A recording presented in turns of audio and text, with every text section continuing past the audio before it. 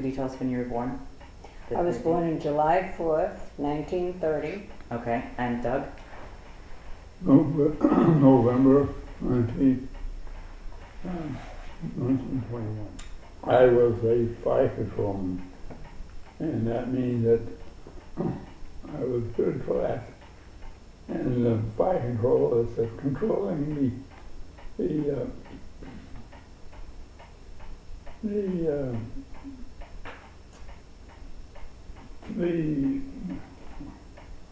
ask her something. I didn't think about it. I was 1941 when the Japanese attacked Pearl Harbor.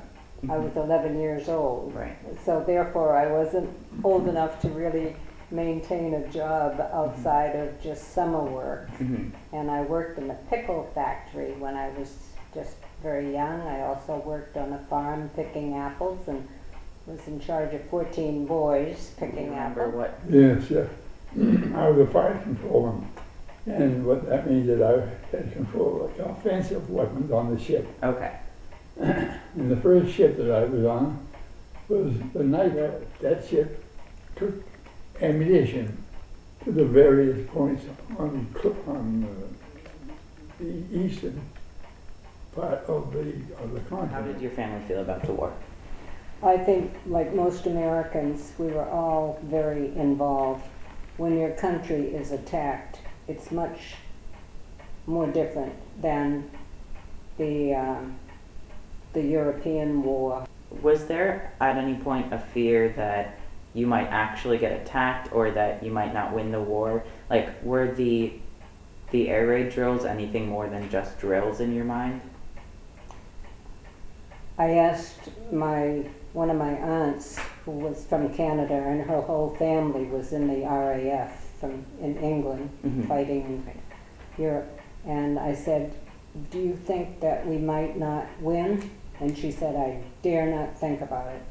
So both of you, if you could just tell me what your most memorable experience was in the war, and that can be something that was very sad or something that was really happy or really humorous that happened to you. Just something that really stands out when you think about the war. That we, in spite of the planes, we lost the beginning of the war. Mm-hmm.